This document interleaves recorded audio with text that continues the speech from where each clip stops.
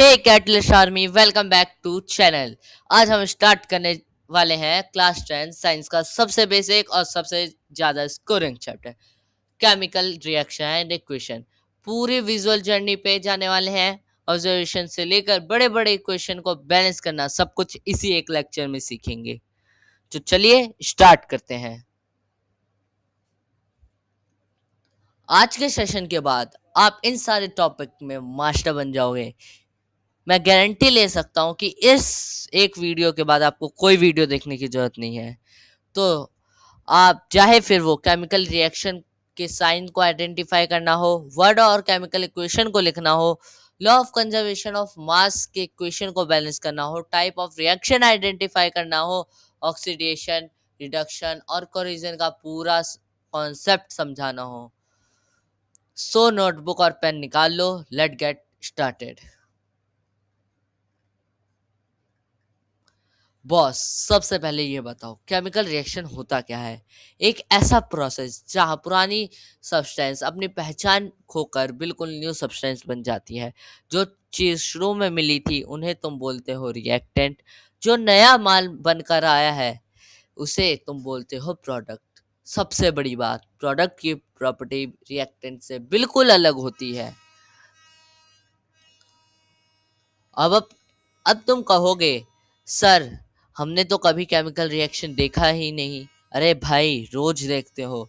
गर्मी में milk turning सोर, दूध का फट जाना, आयरन ऑब्जेक्ट डेवलपिंग रस्ट, लोहे पर जंग लग जाना, फूड बिगेन कुक्ड या हमारी बॉडी में डाइजेशन ऑफ फूड, और जब गाड़ियों में बर्निंग ऑफ फ्यूल होता है, ये सब रिएक्शन ही होता है, केमिकल रिएक्शन होते हैं। चलो अब डायरेक्ट एनसीईआरटी की एक्टिविटी पे आ जाते हैं, क्योंकि एग्जाम में यहाँ से डायरेक्ट सवाल आता है। एक्टिविटी नंबर 1, जब हम मैग्नीशियम रिबन को बर्न करते हैं तो क्या होता है। It Burns with bright white flame. Equation क्या होती है। Magnesium plus oxygen equal to magnesium oxide. Observation याद रखना, एक वाइट कलर का पाउडर बनता है और साथ में हीट और लाइट रिलीज होती है। एक्टिविटी 2 पर आ जाओ। लेड नाइट्रेट और पोटेशियम आयोडाइड को मिक्स किया। जैसे ही दोनों लिक्विड को मिलाया, बूम, एक येलो प्रेसिपिटेट बना। प्रेसिपिटेट का मतलब एक इनसॉल्युबल सॉलिड जो टेस्ट ट्यूब में नीचे बैठ जाता है।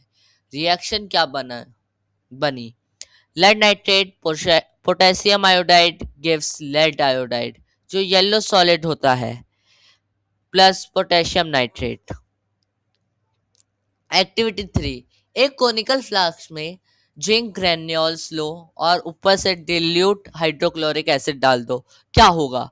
बबल्स बनेंगे, और वो बबल्स किस चीज के हैं। हाइड्रोजन गैस के। जब इस गैस के पास मैच स्टिक ले जाओगे तो वो आपको एक पॉप साउंड के साथ बंद करेगी। दिमाग में फिट कर ले लो। Zinc plus dilute HCl equal to zinc chloride plus hydrogen. Activity 4 पे आ जाते हैं। फेरियस सल्फेट ग्रीन क्रिस्टल को टेस्ट ट्यूब में डालकर हीट करो। हीटिंग से कंपाउंड सिंपलर सब्सटेंस में टूटेगा, इसका ग्रीन कलर चेंज हो जाएगा और डेंजरस स्मेल गैस निकलेगी। सल्फर डाइऑक्साइड SO2 और सल्फर ट्राइऑक्साइड SO3, ये वो गैस है जो इस जब ये केमिकल रिएक्शन होता है तो इन्वॉल्व होती हैं, निकलती हैं। एक्टिविटी नंबर 5, वाइट कलर का सिल्वर क्लोराइड AgCl लो, उसे यूज चाइना डिश में रखकर सनलाइट में छोड़ दो। थोड़ी देर बाद देखो कि सिल्वर क्लोराइड ग्रे हो चुका है, क्योंकि सनलाइट ने सिल्वर और क्लोरीन को अलग अलग कर दिया है, यानी इनके रिश्ते तोड़ दिए गए हैं। इस केमिकल चेंज को बिल्कुल मत भूलना, क्योंकि इसमें से 5 नंबर का क्वेश्चन जरूर आता है। Representing and balancing equation. अब इतनी बड़ी रिएक्शन को कॉपी में बार बार लिखना तो मुश्किल है, इसीलिए हम उसे करते हैं केमिकल इक्वेशन से रिप्रेजेंट। वर्ड इक्वेशन में पूरे नाम लिखते हैं, जैसे मैग्नीशियम ऑक्सीजन प्लस ऑक्सीजन पर केमिकल इक्वेशन में शॉर्ट में सिंबल लिखते हैं। Mg plus O2 equal to MgO। Compact, precious और स्मार्ट तुम्हारी तरह। पर यहाँ एक ट्विस्ट है, हम किसी भी इक्वेशन को ऐसे ही नहीं छोड़ सकते, उसे बैलेंस करना पड़ेगा। क्यों? क्योंकि law of conservation of mass भी तो पढ़ा था नाइन्थ में।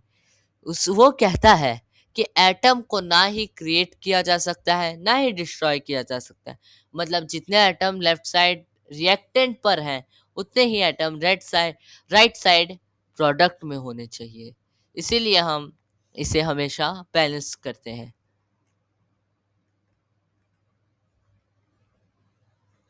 एक अनबैलेंस्ड इक्वेशन को देखो, H2 प्लस O2, H2O।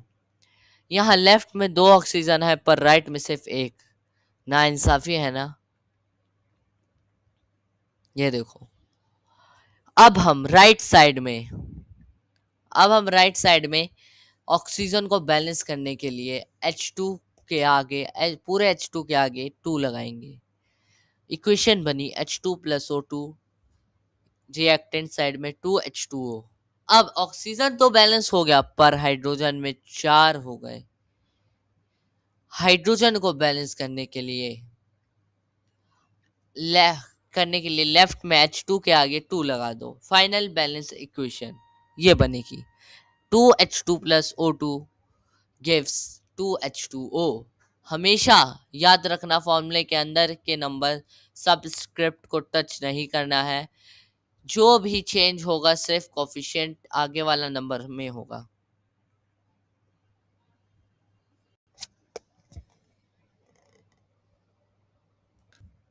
ये हमारी पूरी बैलेंस्ड इक्वेशन है, बाकी मैंने आपको सब समझा ही दिया है। तो अब चलते हैं state symbols and conditions. Equation को और ज़्यादा इंफॉर्मेटिव बनाने के लिए हम स्टेट सिंबल लिखते हैं। सॉलिड के लिए ब्रैकेट में S लिख देना, लिक्विड के लिए ब्रैकेट में L लिख देना, गैस के लिए G लिख देना, और पानी में डिजॉल्व सॉल्यूशन के लिए AQ यानी एक्वस। अगर हीट दे रहे हो तो एरो के ऊपर डेल्टा बना दो। सनलाइट या कैटलिस्ट है, यानी हमारा चैनल नहीं। ये कैटलिस्ट वो होता है जो रिएक्शन को बढ़ा देता है या स्लो कर देता है। वैसे तो ज़्यादातर कैटलिस्ट फास्ट करते हैं, इसलिए ये हमारा चैनल कैटलिस्ट नहीं है।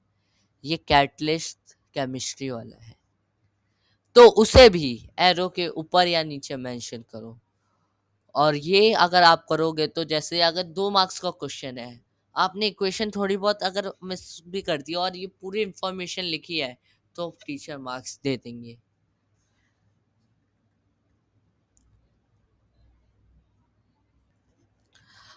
चलो अब खेलते हैं रिएक्शन का गेम।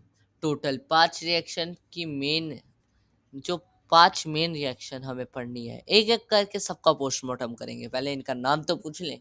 तो पहले का नाम कॉम्बिनेशन रिएक्शन, दूसरा डीकम्पोजिशन रिएक्शन, तीसरा डिस्प्लेसमेंट रिएक्शन, चौथा डबल डिस्प्लेसमेंट रिएक्शन, पांचवा oxidation reduction reaction.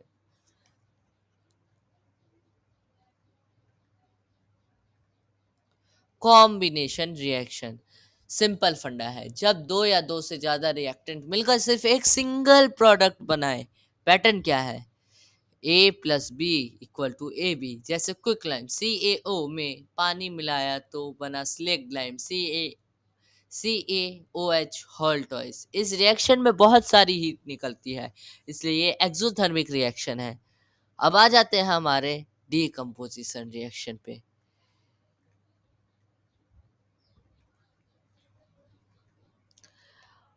Decomposition reaction ये कॉम्बिनेशन रिएक्शन का उल्टा है, बिल्कुल एज इट इज है। ये एक अकेला रिएक्टेंट को एनर्जी देकर तीन तीन प्रोडक्ट या उससे भी ज्यादा प्रोडक्ट्स में तोड़ देता है। 2 या 3 प्रोडक्ट्स में, मिनिमम 2 या 3 या उससे भी ज्यादा जा सकता है ये। जैसे ए बी है, वो अगर हम उसको डिकम्पोजिशन रिएक्शन करवा रहे हैं तो A प्लस बी में टूटेगा। अगर आप हीट देकर तोड़ रहे हो तो उसे थर्मल रिएक्शन कहते हैं। जैसे क्विकलाइम और सीमेंट बनाने में CaCO3 को तोड़ना होता है। इलेक्ट्रोलाइटिक अगर इलेक्ट्रिसिटी से तोड़ा है तो इलेक्ट्रोलाइटिक डिकम्पोजिशन, जैसे पानी और हाइड्रोजन को अलग करना है। अगर सनलाइट से तोड़ा है तो फोटोकेमिकल डिकम्पोजिशन, जैसे सिल्वर क्लोराइड का ब्रेकडाउन जो ब्लैक और वाइट फोटोग्राफी में यूज होता है, क्योंकि इनमें एनर्जी एब्जॉर्ब होती है। Endothermic reaction. अब आ जाते हैं डिस्प्लेसमेंट रिएक्शन। अब नाम से क्या समझ आ रहा है, किसी को हटा रहा है। यहाँ चलता है इसकी लाठी उसकी भैंस, मतलब जिसकी लाठी उसकी भैंस, वो वाला रूल है। एक ज्यादा रिएक्टिव एलिमेंट कम रिएक्टिव एलिमेंट को उसके सॉल्ट सॉल्यूशन से लात मार के निकाल देता है। जैसे A+BC गिव्स AC+B। ये कौन तय करेगा? हमारी रिएक्टिविटी सीरीज के हमारी रिएक्टिविटी सीरीज, तो जिसमें सबसे पहले हैं पोटेशियम, मतलब हाँ, potassium, sodium, calcium, magnesium, aluminium, zinc, iron, lead, hydrogen, copper, mercury और मरकरी, सिल्वर, गोल्ड। अब इसकी एक ट्रिक है जो तुम्हें, जैसे अगर याद नहीं होती, जैसे नाम भूल जाते हो इसके, क्योंकि मेरे को ट्रिक से याद है इसलिए पूरे नाम याद नहीं है। तुम्हें नाम याद करने की जरूरत नहीं है, सिर्फ सिंबल याद कर लो। और उसकी एक ट्रिक है, कटरीना ने, देखो सलमान भाई से कटरीना कार मांग रही है। कटरीना ने कार मांगी ऑल्टो जेन फरारी, फिर भी हाय क्यों मिली सिल्वर ऑडी। कटरीना के, कटरीना, एन ए ने, सी ए कार, एम जी मांगी, Alto, Alto A L, zing Zen Z N, Ferrari F E, फिर भी पी बी यानी lead, high H Q C U, और मिली, एच जी का लिख नहीं सकते थे इसलिए मिली यानी मरकुरी, सिल्वर, सिल्वर का पता ही है ए जी, और ऑडी ए यू। इससे आपको इतनी आसानी से याद हो जाएगी कि आपको खुद नहीं समझ आएगा कि याद भी हो गई। और जैसे कि रिएक्टिविटी सीरीज में सबसे ऊपर है हमारा पोटेशियम। अगर हाइड्रोजन किसी रिएक्शन में है तो उस रिएक्शन में पोटेशियम भी है, तो पोटेशियम हाइड्रोजन को उसी के सॉल्ट में से लात मार के भगा देगा। जैसे समझो, किसी और चीज का एग्जांपल लेते हैं। जैसे जिंक जब कॉपर सल्फेट के साथ रिएक्ट करेगा CuSO4 से मिलता है, तो कॉपर को निकाल फेंकता है और खुद ZnSO4 बना लेता है। समझ आया? समझ आया? आ गया? आ गया समझ? अब चलो नेक्स्ट पे चलते हैं। Double displacement reaction. यहाँ होती है म्यूचुअल शेयरिंग। दोनों कंपाउंड्स अपने, यार ये अच्छे वाले हैं वो एक को लात मार के भगा देता था, ये म्यूचुअल शेयरिंग करते हैं। तो कंपाउंड्स अपने आयन चेंज कर लेते हैं, जैसे AB+CD, AD+CV। Partner change. अपने वाले में नहीं मजा आ रहा तो दूसरे वाले के साथ जाओ। नहीं, ये वो वाला नहीं है जो तुम समझ रहे हो। जैसे सोडियम सल्फेट और ब्रेनियम क्लोराइड जब मिलते हैं तो ब्रेनियम सल्फेट एक वाइट कलर प्रेसिपिटेट बन जाता है। प्रेसिपिटेशन रिएक्शन भी कहते हैं हम इसे। Oxidation and reduction. देख लो, ये एग्जांपल है आपका प्रेसिपिटेशन का, इस वाली से आप नोट्स ले सकते हो। Exothermic reaction. एक्सोथर्मिक रिएक्शन क्या होता है? जैसा अभी बताया कि जिनसे हीट निकले, हमारी रेस्पिरेशन में, आप सोचो कि रेस्पिरेशन क्यों एग्जांपल, रेस्पिरेशन में हीट निकलती है। रेस्पिरेशन में हीट निकलती है। कंबशन ऑफ फ्यूल भी आपको समझ आ गया होगा। क्विक लाइम विद वाटर भी समझ आ गया होगा। बट रेस्पिरेशन, रेस्पिरेशन जब हम ऑक्सीजन लेते हैं, कार्बन डाइऑक्साइड लेते हैं, तो वो जब टूटती है तो हीट प्रोड्यूस करती है। That's why.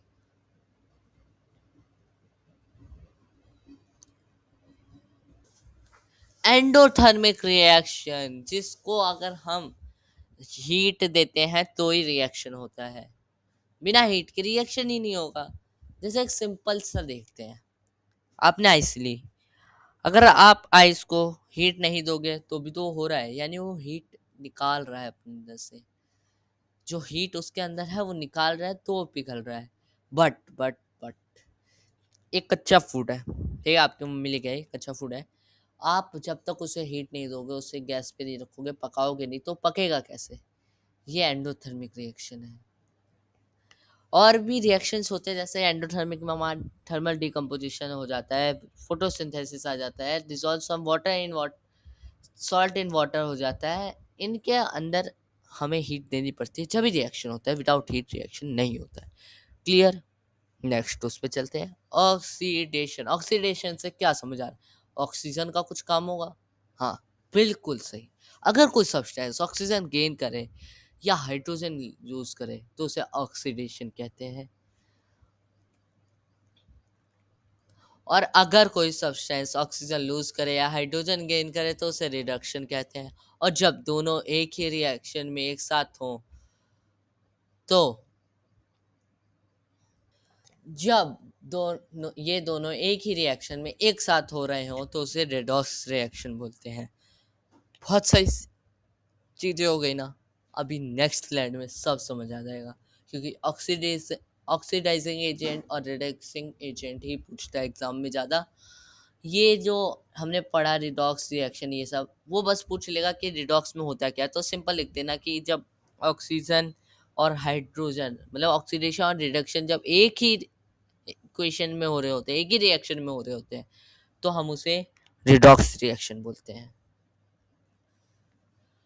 अब क्या है, Cu plus H2 plus give Cu plus H2 में देखो,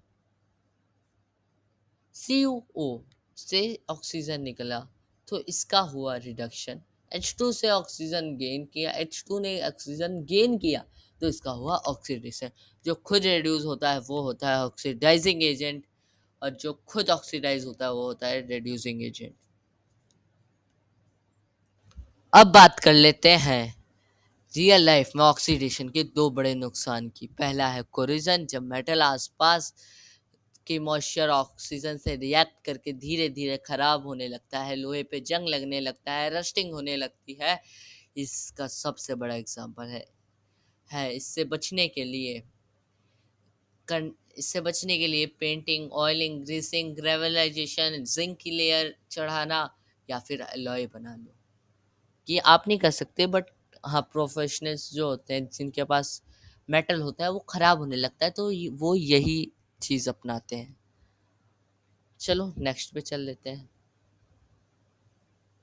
ये प्रिवेंशन ऑफ कोरिजन वाले हैं सारे। अब हम आ जाते हैं रेंसिडिटी। रेंसिडिटी क्या होती है? दूसरा नुकसान है रेंसिडिटी। ठीक है, ये दूसरा सबसे बड़ा नुकसान है, याद रखना है। जब हमारे खाने में मौजूद फैट्स और ऑयल्स ऑक्सीजन से रिएक्ट करके ऑक्सीडाइज हो जाते हैं तो उनका टेस्ट और स्मेल गंदा होता है, खाना खराब। इसको रोकने के लिए खाने को रेफ्रिजरेटर में रखो, एयर टाइट कंटेनर यूज़ करो, या फिर चिप्स के पैकेट की तरह उसमें नाइट्रोजन गैस भर दो। नाइट्रोजन गैस आप लोग नहीं भर सकते, बट ऊपर के सारे, मतलब जैसे रेफ्रिजरेटर में रख दो या एयर टाइट पैकिंग करो, ये सब आप कर सकते हो। इनसे क्या होगा, बाहर की जो ऑक्सीडेशन है, मतलब ऑक्सीजन है, वो अंदर नहीं आ पाएगी।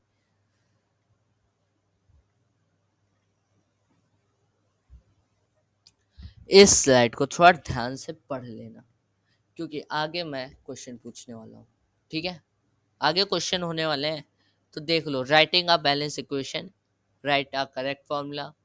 जो आप फॉर्मूला देख रहे हो, मतलब जो वर्ड इक्वेशन है उसको केमिकल इक्वेशन में, वर्ड इक्वेशन को हमें सिंबल इक्वेशन में जब कन्वर्ट करना है तो करेक्टली करना है। Count the atom on both side, दोनों साइड पे एटम काउंट कर लेना। Balance one element at one time, एक ही एलिमेंट को करना, ऐसा नहीं कि सबको पकड़ लिया, एक ही को, बाकी बाद में हो जाएंगे। और use smallest whole number coefficient, जो सबसे छोटा स्मॉलेस्ट होल नंबर हो, या वन नहीं ले सकते, टू से स्टार्ट करना, आपको वही लेना है हर बार। उसी से पहले ट्राई करो, बाकी बाद में आगे जाओ। Check every atom and state of symbol. ठीक है, ये बहुत ज़्यादा ज़रूरी है हमारे रिएक्शन मतलब बैलेंस फॉर इक्वेशन के लिए। तो चलो प्रैक्टिस कर लेते हैं। पूरा चैप्टर तुम्हारे दिमाग में फिट हो चुका होगा। अब स्क्रीन पर जो रिएक्शन दिखाई दे रही है, Fe+O2 इक्वल टू FeO2 वगैरह, इन्हें खुद बैलेंस करने की कोशिश करो, उनका रिएक्शन टाइप पहचानो।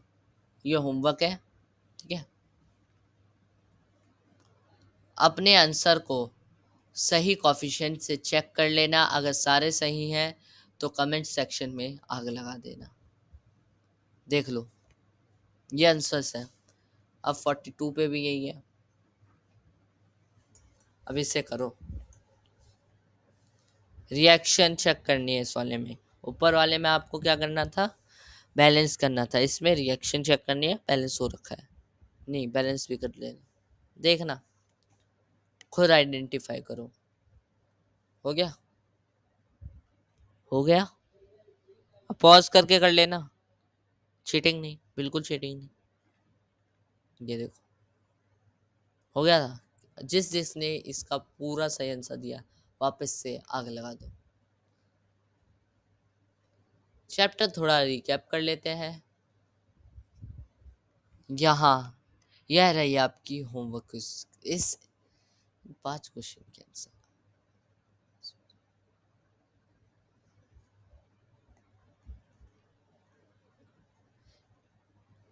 ये चैप्टर रिकैप है हमारा पूरा, कि क्या क्या हमने पूरे चैप्टर में पढ़ा, क्या नहीं पढ़ा।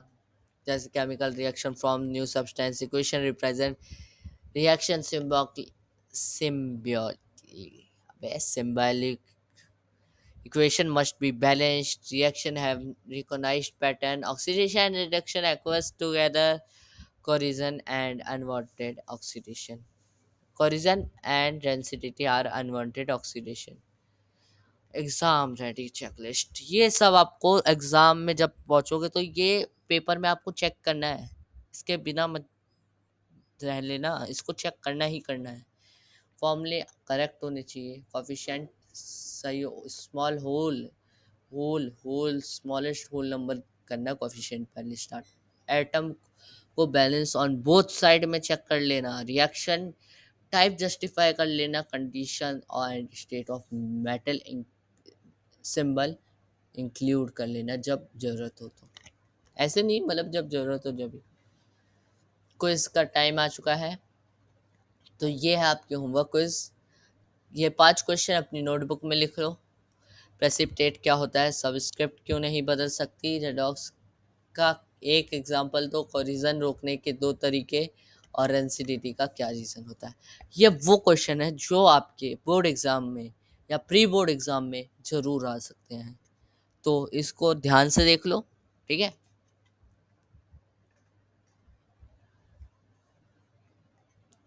That it's today boys and girls, chemistry हमारे चारों तरफ हो रही है, हर एक कलर चेंज और गैस बबल्स एक क्लू है। वीडियो पसंद आई हो तो लाइक करो, चैनल कैटलिस्ट को सब्सक्राइब करो और अपने दोस्तों के साथ शेयर करो। मिलते हैं अगले हाई एनर्जी सेशन में, तब तक के लिए keep learning, keep exploring. Bye bye.